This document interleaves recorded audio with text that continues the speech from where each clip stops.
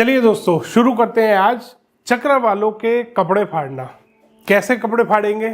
वैसे तो ये हर वीडियो में अपने खुद के कपड़े फाड़ लेते हैं, बट हम भी आज थोड़ा सा हेल्प करेंगे इनकी कपड़े फाड़ने में। कैसे दोस्तों? सबसे पहले आज हम बात करते हैं दोस्तों कि कुछ चक्रजीवी आजकल अपनी वीडियोस में बताने लगे हैं कि कैसे एंगुलर डिवीजन ठीक है। एंगुलर डिवीजन को आप सभी लोगों के आगे एक मॉडर्न वास्तु का नाम देके प्रेजेंट किया जा रहा है। क्या वो सही है? तो इसी विषय में आज हम चर्चा करेंगे। दूसरा विषय आता है कि जब वास्तुशास्त्र के ग्रंथ लिखे गए थे, जिस समय में वास्तु के सारे वेद लिखे गए थे, चारों वेद और वास्तु के जो वेदों से ग्रंथ बने हैं, ये जब लिखे गए थे, क्या उस टाइम में सही में कोई ऐसा तरीका था जिससे दिशाएं एक्यूरेट निकाली जा सकती हैं? अगर था तो वो क्या था? कैसे उस टाइम के लोग, उस टाइम के जो ऋषि मुनि थे, वो सही दिशाएं निकाल लिया करते थे? आज इसी विषय पे चर्चा करेंगे दोस्तों। फिर बात आती है विश्वकर्मा प्रकाश। दोस्तों, वास्तुशास्त्र का एक बहुत ही बड़ा ग्रंथ है विश्वकर्मा प्रकाश। मेरे पास उसके काफ़ी सारे एडिशन हैं। 1912 का मेरे पास सबसे पुराना एडिशन है। मैं आपके सामने बुक भी आप दिखाता हूँ, क्योंकि बहुत सारे आजकल वास्तु कंसल्टेंट्स बुक्स दिखा रहे हैं। ये 1912 का विश्वकर्मा प्रकाश का एडिशन है। और उसके बाद ये मेरे पास 2002 का एडिशन है विश्वकर्मा प्रकाश का। उसके बाद मेरे पास एडिशन है ये 1993 का। और उसके बाद ये आया है सबसे लेटेस्ट वाला 2017 का एडिशन। अब इसमें क्या चीज़ देखने को मिलती है हमारे को? जो वास्तु वाले आजकल जो चक्रजीवी हैं स्पेशली बार बार बात करते हैं कि एंगुलर डिवीजन करना है, एंगुलर डिवीजन अच्छा है, एंगुलर डिवीजन पे काम करो। 16 दिशाएं जो विश्वकर्मा प्रकाश में दी गई हैं, वो किस तरीके से बताई गई हैं? कौन सी है वो 16 जोन? कौन सी है वो 16 जो पद बनाए गए हैं विश्वकर्मा प्रकाश में? दोस्तों, ये है वो 16 पद। अब इसको आप देख के बड़े आराम से, ये विश्वकर्मा प्रकाश के 1993 वाले एडिशन का पेज नंबर 26 का प्रिंट आउट है, जो मैंने यहाँ पे लगाया है। इसमें आप बड़े आराम से देख सकते हैं कि आराम से इसमें 16 दिशाएं मार्क करी हैं। सेंटर में आंगन मार्क किया है, ब्रह्मस्थान मार्क किया है। इसमें कहीं भी आपको एंगुलर डिवीजन देखने को नहीं मिलेगा, क्योंकि एंगुलर डिवीजन वास्तुशास्त्र में कभी भी नहीं किया जाता। जो आजकल एंगुलर डिवीजन आपको बताया जा रहा है, तो एंगुलर डिवीजन की बात करते हैं। इसमें अब हम देखते हैं, इसमें जो वो एंगुलर डिवीजन बना रहे हैं वो 5/13 का बन रहा है। किसी भी रेक्टेंगुलर प्लॉट में इस तरीके से एक साइड तो 5 ग्रिड बन रहे हैं, एक साइड यहाँ पर 13 ग्रिड आ रहे हैं, 13 पद बन रहे हैं। तो ये जो इनका बन रहा है 5/13 का बन रहा है ग्रिड, जो कि वास्तुशास्त्र में किसी भी ग्रंथ में, चाहे वो विश्वकर्मा प्रकाश ही हो, विश्वकर्मा प्रकाश का ही मैंने आपको दिखाया था, चाहे वो विश्वकर्मा प्रकाश ही हो, उसमें भी नहीं दिया। उसमें भी यही बताया गया है। विश्वकर्मा प्रकाश में भी इस तरीके से ही रेक्टेंगुलर पद बनाए गए हैं। अभी आपको वीडियो में दिखाऊंगा। ये स्क्वायर के पद बनते हैं 9x9। इस तरीके से पद विन्यास किया जाता है, इस तरीके का पद विन्यास किया जाता है। इसमें कहीं पे भी कोई एंगुलर डिवीजन नहीं है। स्क्वायर प्लॉट है, स्क्वायर पद बने हुए हैं। यही प्लॉट अगर रेक्टेंगुलर होगा, यही प्लॉट अगर आपका रेक्टेंगुलर हो जाएगा, ये पद इसी तरीके से रेक्टेंगल में आ जाएंगे। अगर ये प्लॉट इस तरीके से है,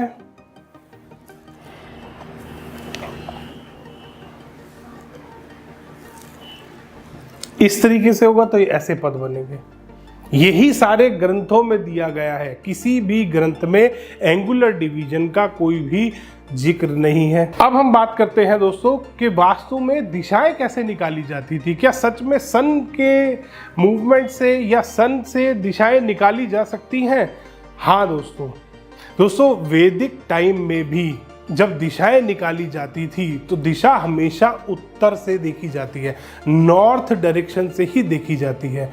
और नॉर्थ डायरेक्शन निकालने के बहुत सारे अलग अलग टेक्निक्स वेदों में भी बताई गई हैं कि दिशा किस तरीके से, अगर किसी ने ढंग से ग्रंथ पढ़ा हो तो वो जरूर बता सकता है कि किस तरीके से दिशा निकाल सकते हैं।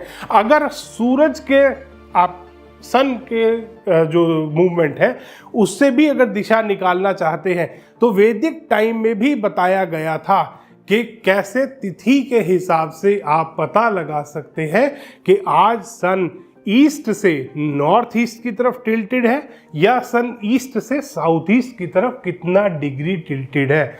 उसके अकॉर्डिंग आप अपने घर का वास्तु बड़े आराम से कर सकते हैं। बट कुछ चक्रजीवी क्या करते हैं, उन्होंने अपने वेदों पे ही क्वेश्चन मार्क लगा दिया।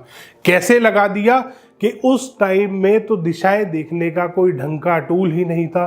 कंपास तो अब 15-20 साल से आया है, कैसे उस टाइम पे दिशा देखी जाती। दोस्तों एक्यूरेसी इतनी थी उस टाइम में, वैदिक टाइम में, कि जो मंदिर इंडिया में और इंडिया के बाहर भी वर्ल्ड वाइड जो मंदिर बने हुए, बहुत सारे मंदिर बने हुए जो आज भी एज इट इज खड़े हैं और एक्यूरेट 0 डिग्री नॉर्थ पर वो मंदिर बने हुए हैं।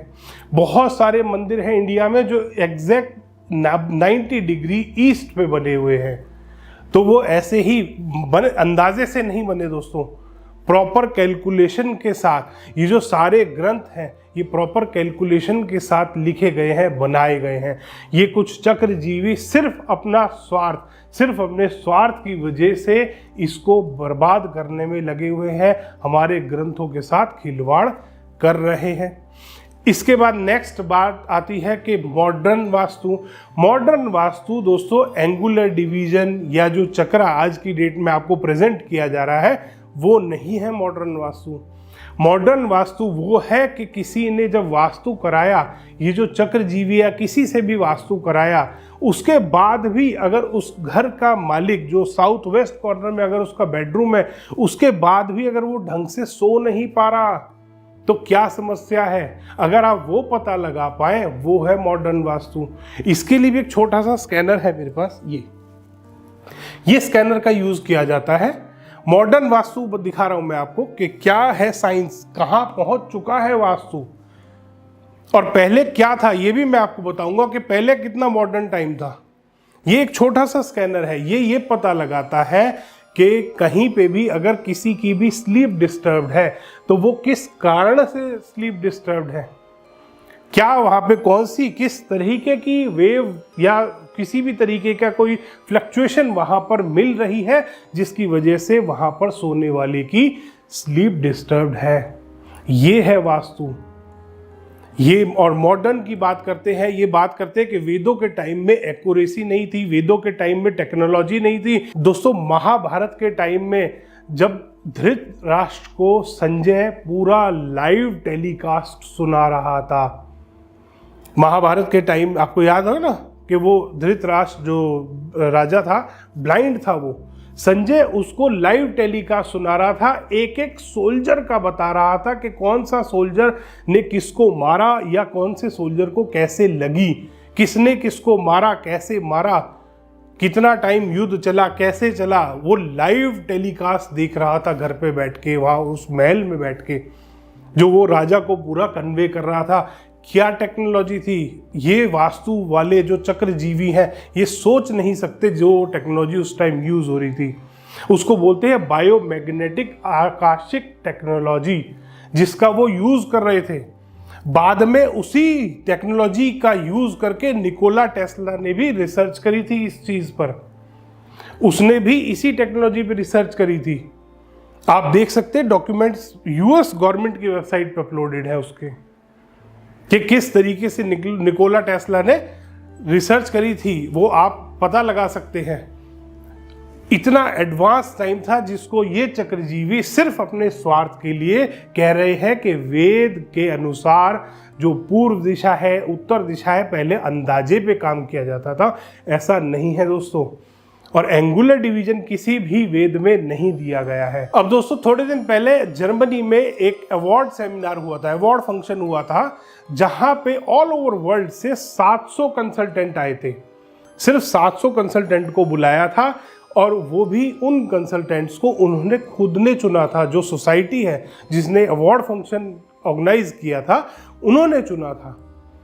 किस बेसिस पे चुना था? उन्होंने चुना था, जो अवार्ड मिलना था वो था most advance and scientific vastu consultant in the world. ये अवार्ड था दोस्तों, और वहाँ से मेरे को अवार्ड मिला है। वहाँ पे मोस्ट एडवांस और साइंटिफिक वास्तु कंसल्टेंट का अवार्ड मुझे मिला अभी 10 दिन पहले जर्मनी में। और एक चीज़ को देख के बड़ा दुख भी हुआ मेरे को कि इंडिया, जहाँ की ये साइंस है वास्तुशास्त्र, वहाँ से सिर्फ 2 कंसल्टेंट थे रिप्रेजेंटेटिव। यूएस के भी 9 कंसल्टेंट आए हुए थे वहाँ पर, बट इंडिया से सिर्फ 2 ही थे। क्या इंडिया में ही हैं 2 वास्तु कंसल्टेंट जो एडवांस और साइंटिफिक हैं? क्योंकि बाकी सब तो ये चक्रा बेच रहे हैं। तो दोस्तों, इसके बाद बात करते हैं लोग कि मैंने 1000 करोड़ का फैक्ट्री सेट करी, मैंने 100 करोड़ की फैक्ट्री सेट करी, मैंने 10 करोड़ रुपए फीस ली, मैंने 20 करोड़ रुपए फीस ली। तो दोस्तों, इस पे कभी भी क्लाइंट की प्राइवेसी होती है, कभी भी हम उनकी डिटेल शेयर नहीं करते। बट एक छोटा सा हिंट आज मैं जरूर देना चाहूँगा, मेरी क्लाइंट लिस्ट का थोड़ा सा पोर्टफोलियो के बारे में बताना चाहूँगा कि किस तरीके के क्लाइंट्स हैं मेरे पास। तो अमेरिका की टॉप 60 जो स्टॉक मार्केट में लिस्टेड कंपनीज है, उसमें से 12 कंपनी ऐसी हैं जो मेरे क्लाइंट हैं। ऑल ओवर वर्ल्ड में जो सबसे बड़े जो कपड़ा मैन्युफैक्चरर हैं, 22 जो सबसे बड़े कपड़ा मैन्युफैक्चरर हैं, उसमें से 7 मेरे क्लाइंट हैं दोस्तों। इस तरीके का पोर्टफोलियो मैं मेंटेन करता हूं। यूनाइटेड अरब एमिरेट्स यूएई में टॉप जो 20 बिल्डर्स हैं, उसमें से 3 बिल्डर ऐसे हैं जो मेरे क्लाइंट हैं। इस तरीके के क्लाइंट्स हैं मेरे। बट कभी भी मैं अपने क्लाइंट्स की कोई भी डिटेल शेयर करना पसंद नहीं करता, जो आजकल कुछ लोगों ने, कुछ चक्रजीवियों ने स्पेशली शुरू कर दिया है कि कहीं भी पहुंच जाओ क्लाइंट की साइट पे, वहां पे वीडियो बनाना शुरू कर दो। तो दोस्तों, अब फैसला आपको करना है कि आपको जो वेदों के साथ सबसे बड़ा छलावा हो रहा है कि आप उनके साथ जाएंगे, या जो एक्चुअल में हमारे वेद हैं, जो सेल्फ सफिशिएंट है अपने आप में, उनके साथ जाएंगे। धन्यवाद दोस्तों। वीडियो पसंद आया तो इसको लाइक करें, शेयर करें और चैनल को सब्सक्राइब करना ना भूलें।